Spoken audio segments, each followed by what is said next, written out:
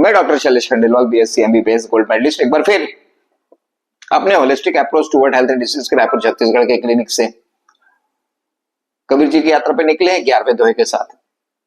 अब कबीर जी महान संत आपको ये बताएंगे कि कैसे अपने शरीर पे विजय प्राप्त करनी है। दोहा पहले बोल देते हैं, पर उससे पहले आकर चारी लग 84 जाति जीव जल थल नवासी, सिया राम सब में जग जानो करो प्रणाम जोरी जुगबानी। सबको प्रणाम करते हुए दोहे को एक बार बोल देते हैं। धीरज धूनी ध्यान करो आसन, धीरज धूनी ध्यान करो आसन, यत की कोपिन सत्य सिंहासन। अब तोड़ तोड़ के पढ़ते हैं धीरज धूनी। धीरज शब्द बहुत इंपॉर्टेंट है। एज ए चिकित्सक, एज ए डॉक्टर्स हम लोग देखते हैं पेशेंट का मतलब तो जो पेशेंस रखे, पेशेंस रहना चाहिए, धीरे धीरे ठीक होता है। कई बार मरीज बोलता है कि आज ही ठीक कर दो, अभी ठीक कर दो,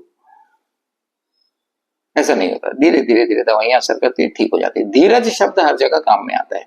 धीरज से कोई भी चीज को किया जाए तो काम सफल हो जाता है। धीरज धूनी ध्यान करो आसन, धुनी रमाना है और ध्यान से आसन में बैठना है। देखिए एक ही शब्द में कबीर जी ने सब चीज बता दी। धीरज धुनी ध्यान, ध्यान लगाना है, आसन पे बैठना है। कई बार मेरे से लोग पूछते हैं डॉक्टर साहब ये बताइए, डॉक्टर साहब ये बताइए वॉकिंग कैसा है। मैं बोलता हूँ बहुत गुड है, पर नॉट वेरी गुड। तो लोग बोलते सर ऐसे क्यों, नॉट वेरी गुड क्यों बोल रहे हो आप? एक तरफ बोलते गुड है पर नॉट वेरी गुड, तो उसका वैज्ञानिक आधार है। वॉकिंग करना चाहिए, बहुत अच्छा है। यदि आप आधा घंटा वॉकिंग करते हैं शरीर के लिए अच्छा है, परंतु जैसे ही आपका शरीर पृथ्वी से ऊपर जाता है तो हार्ट अर्थ से ऊपर हो जाता है, तो अगेंस्ट द ग्रेविटी उसको वर्क करना पड़ता है। खड़े होना, वॉक करना, यदि मेरे से पूछा जाए, मेरा पर्सनल ओपिनियन है, ये एक कठिन अभ्यास, स्टर्नस एक्सरसाइज है, कठिन अभ्यास है।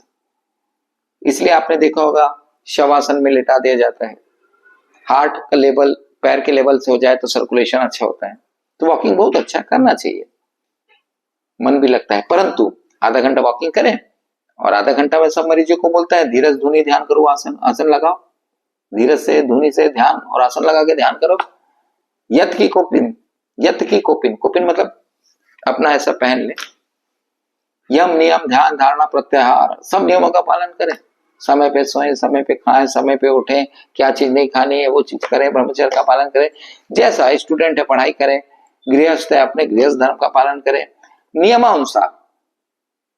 टोटल मतलब आत्म संयम योग भगवत गीता में क्या है, आत्म संयम, सेल्फ डिसिप्लिन्ड लाइफ जिए। यत की कोपिन सत्य सिंहासन। जब आप ये सब करेंगे, करते जाएंगे करते जाएंगे करते जाएंगे, तो एक दिन सत्य के सिंहासन में बैठ जाएंगे। संसार असत्य है, ये जो आपको दिख रहा है ये सब असत्य है, ये सत्य नहीं, सच नहीं है। ये बदलती हुई चीज है, जो रंग बदलता है, रूप बदलता है, काया बदलती है, इसीलिए इसको माया बोलते हैं। माया मतलब मायावी संसार है, भूल भुलैया है ये। सत्य क्या है? सत्य आपके शरीर के अंदर एक और एलिमेंट है जो ईश्वर अंश जीव अविनाशी है। जिस दिन आपको समझ में आ जाएगा अरे ये शरीर भी हमारा नहीं है। कई बार मेरे लेक्चर में लोग पूछते हैं सबसे बड़ा धोखेबाज कौन है? मैं बोला शरीर। आपका शरीर धोखेबाज है जो आपको छोड़ के भाग जाएगा। आप इसको अपना मान के बैठे हो। संसार के धोखे को मत ध्यान दो। कई लोग संसार के धोखे को ध्यान रखते हैं, उसने ऐसा कर दिया, उसने वैसा कर दिया, और मन आपको भरमाते रहता है, मन दुखी होते रहता है। मन काय को दुखी हो रहा है भैया? तू मेरा साथी है क्या? मन अपना साथी है क्या? नहीं है। मन तो पंच भौतिक शरीर इसका कंपन है, वो तो हमेशा गलत चीज आपको सलाह देगा।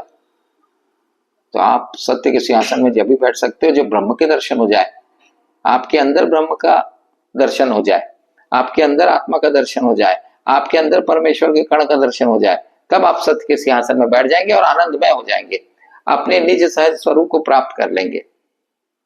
ये दोहा इतना मेडिकली इंपॉर्टेंट है। धीरज धूनी ध्यान करो आसन, आसन पे बैठ जाओ। आधा घंटा घूम लो, फिर चुप से आसन में बैठ पड़ो, आंख बंद करो, प्राणायाम ब्रीदिंग एक्सरसाइज जो बताई गई उसको किया जाए। हमेशा सेल्फ डिसिप्लिन लाइफ जिए। कुछ ना कुछ दिन बाद आपको समझ में आने लग जाएगा शरीर हमारा साथी नहीं है, ये किराए का घर है, इसके अंदर रहने वाला मैं कोई और है। उससे आपका परिचय हो जाएगा, आप अपने निज सहज स्वरूप को पहचान जाओगे, सत्य के सिंहासन पे बैठ जाओगे, आनंदमय जिंदगी हो जाएगी जो आप हो। आपका निज सहज स्वरूप सत्यचित आनंद का टुकड़ा है, आप आनंद स्वरूप हो। सुख दुख के अंश नहीं हो, आप आनंद के अंश हो, तो इसको बोलते हैं। अब आनंद में जिंदगी तुरंत नहीं मिलती, करना पड़ता है, मेहनत करना पड़ता है, एक दिन में थोड़ी कुछ हो जाएगा।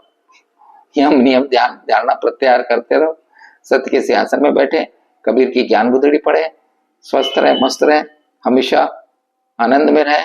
जय हिंद, जय भारत, जय छत्तीसगढ़।